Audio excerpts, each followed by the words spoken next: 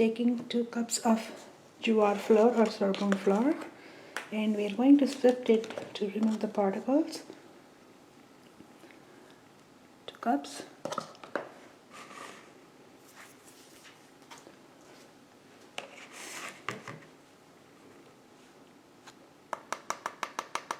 You can also sift it like that.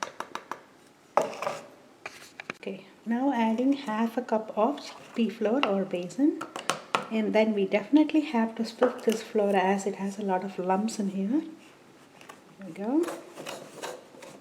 If you forget to do the sifting and you add it on with the lumps, this is going to be very hard to work with, and you will see a lot of holes in your crackers and it won't cook well. So this step is very important, and please watch this video until the end because you don't want to miss any details.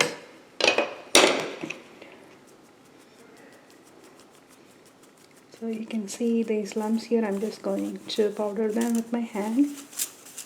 There you go. Here we go. We're going to throw this out and add the rest of our ingredients. Okay, next we are going to add 1 teaspoon of salt. This is a Himalayan pink salt. And I'm going to add 1 teaspoon of ground organic black pepper, just to add for our spices. And I'm also going to add dry ginger powder, just about 1 teaspoon of that, just to add that flavor, spicy flavor to it, but it also has its own effects. Here we go. It's 1 teaspoon of dry ginger powder. I'm going to add 1 teaspoon of red chili powder. Please do not use the Kashmiri chili powder as it is very, very spicy if you cannot handle that. I'm just going to give it a good stir. You can also add a turmeric powder if you like a really yellow tangy color, like a yellow mellow. So here I'm just going to give it a good stir so it is very well combined. And I'm going to add olive oil, and I have lukewarm water. You can also add hot water. Here we go, adding olive oil. Just about 3 tablespoons should be enough. Just give it a stir. I have used my hands to combine them. It is not very well combined, as you can see some lumps. That's because of the oil getting combined with the flour. Now we are going to add some lukewarm water to hot water to this mix. I'm going to use a ladle as it is very hot right now. I'm just going to pour it in little by little. You don't want to pour the whole water because it might get soggy and hard to work with. We need like a dough consistency, like how you would make it for your puris or chapatis. So make sure you get very well prepared before you dip in your hands as it is too hot. You can also have like a fork or a spoon to mix it in, but I'm used to this, so I'm using my hand. So I'm gonna pour a little bit of water to make sure the consistency like this. And once we knead the dough, you see when you're kneading the dough, make sure you put a lot of pressure into this, so that way the lumps will be removed.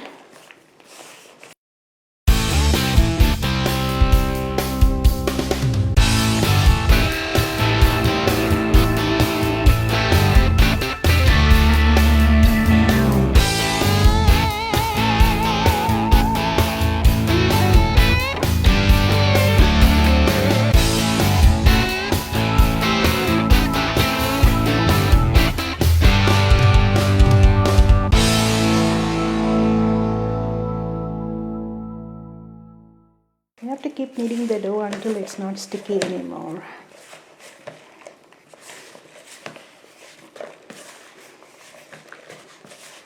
I'm going to press it with my knuckles here.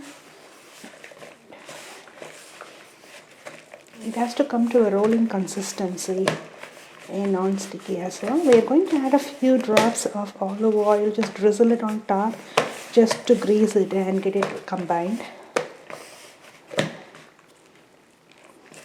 So as you can see, it is forming into a very nice dough. Just some flakes here and there. There you go. A few drops here. There you go. Maybe about a half teaspoon. And now you can just press it again, remove the clumps, and then add again. So make sure you don't use really hot water because that can form extra lumps and it will be hard to knead the dough. So here we go. So this is the consistency of your dough. It's very soft and non-sticky. It doesn't stick. So here we go. I'm just going to make it like a ball consistency here, ball texture consistency, whatever you call it. I'm just going to leave it here and I'm going to come back in another 5 minutes. So this will be all very well combined and in one piece. And then we're going to roll it and add our bagel chips and start cooking.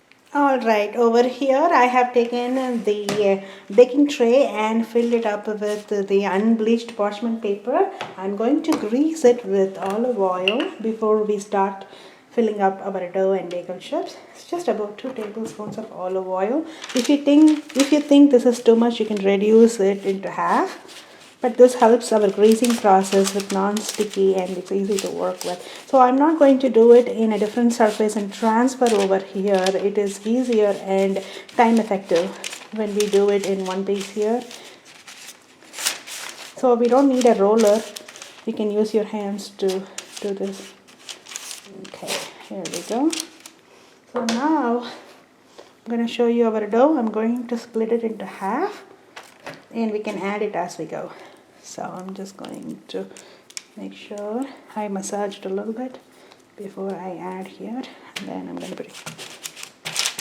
You really don't need a roller for this. I'm very comfortable with my hands, but if you think that you need a roller, definitely use one, no harm done. It's a very soft dough, so let me show you how to do this. Make sure that the middle is very thin. It's not containing too much of thickness because then it won't bake properly. And here we go. It's ready. So with this measurement, you can make 2 of this. So I'm just going to show you guys one and you can repeat the same process. For the bagel chips, I am using this bagel spice blend and this is completely vegan and gluten-free. And this is a brand from HEB. So, so this has sesame seeds, kosher flake salt, dried garlic, dried onion, black sesame seeds and poppy seeds. That's all it has. Just going to go ahead and sprinkle this. And we're going to press it also so it doesn't come out and burn the whole thing. So you can add as many as you want. If you like more bagel feel, you can add more. But we have added some spices like red chili powder and ground black pepper as well. So what I'm going to do right now is I'm just going to press this so it settles down. If you don't do this process, what will happen is all these little spice blend over here is going to wither out in the oven and that's going to create some fumes and it's going to get burnt. And you will not see anything on the top. Okay, I'm just going to shape this up. See how it doesn't stick to the surface, which is very nice. That means we have kneaded the dough nicely. There we go. You can form thick pieces, thin pieces, doesn't matter. So I don't like to run it like that. Sometimes that may create a problem, but let's try this. Oh yes, go. Here we go. And you can make like a square. If you want perfect, you can rub off these edges too, so it doesn't matter really.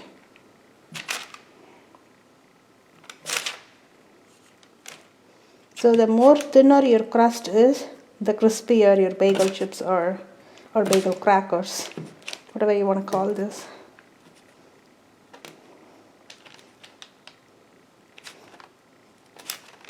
There you are. And now it's getting ready to go into the oven for 350 degrees for 10 to 15 minutes. Alright, here you go. It is half cooked. I'm just going to remove the sides. I don't want them to get burnt and leave the middle as it is a little thick. Like I mentioned before, we need to roll it very thin. Looks like it's a little thick and I'm going to let it bake for another 10 minutes.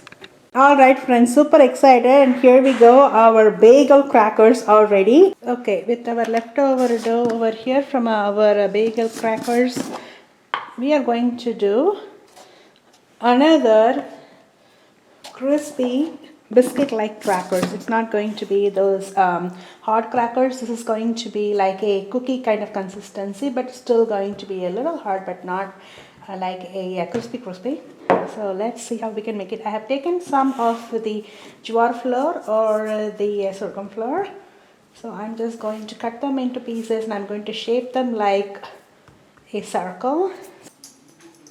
And for our shape, I'm going to use this measuring spoon. And now I'm going to go ahead and cut them and then make it. You can also make it in one big piece and shape them out so it doesn't matter. I'm going to show both. So over here, just make it like how you will form a pizza crust or a chapati, like this. So don't worry about the shape because we are going to cut it anyways. So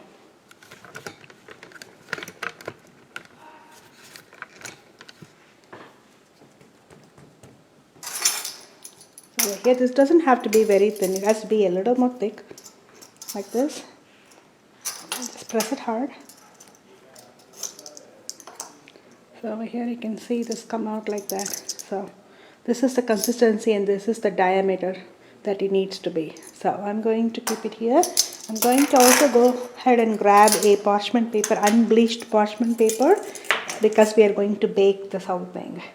It's very easy. So this is if you want to do smaller servings. I'm just going to combine all of my dough here and then we're going to make one big piece. Okay friends, I have gotten this tray again for our baking needs and unbleached parchment paper. Now we are going to go ahead and slowly add our spicy rounds here.